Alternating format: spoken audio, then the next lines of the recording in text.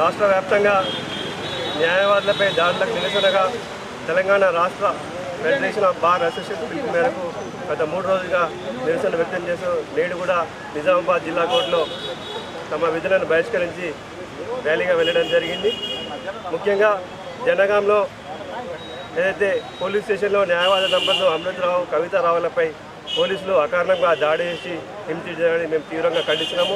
దాడి జరిగి ఇప్పటికీ 4-5 రోజులు గడుస్తున్నప్పటికీ ఇప్పటివరకు ప్రభుత్వం ఎలాంటి చర్యలు తీసుకోలేదు. వారిని తక్షణమే అరెస్ట్ చేయాలి, వారిని విధుల నుంచి సస్పెండ్ చేయాలి, ఈ విధంగా న్యాయ విచారణ జరిపేదైతే మేము డిమాండ్ చేస్తాం. ఎప్పటివరకు అయితే చర్యలు తీసుకోరో రాష్ట్ర ప్రభుత్వం అప్పటి వరకు మొత్తం ఆందోళన నిరంతరం ఉధృతంగా కొనసాగుతుంది.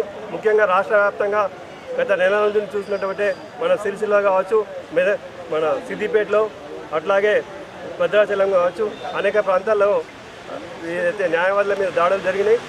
ముఖ్యంగా ఈ రాష్ట్ర ప్రభుత్వం నిమ్మక నీరతో నిర్లక్ష్యం వహించడం శోచనీయంగా భావిస్తున్నాం.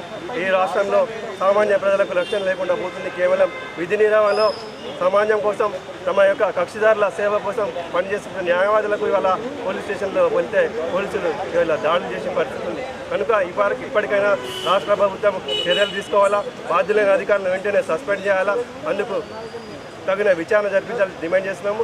రాష్ట్ర వ్యాప్తంగా ఏదైతే గౌరవప్రదంగా వచ్చిన న్యాయవాదులకు ఒక ప్రత్యేక రక్షణ చట్టం తీసుకురావాలని చెప్పేసి మేము డిమాండ్ చేస్తున్నాము. రాష్ట్ర వ్యాప్తంగా కేంద్రం కావచ్చు, రాష్ట్రం కావచ్చు చర్యలు తీసుకోవాలా, న్యాయవాదులకు ప్రత్యేక రక్షణ చట్టం తీసుకురావాలని చెప్పేసి సందర్భంగా డిమాండ్ చేస్తాం. లేని పక్షం తమ ఆందోళనని రాష్ట్ర వ్యాప్తంగా ఉధృతం చేస్తామని చెప్పేసి డిమాండ్ చేస్తాం.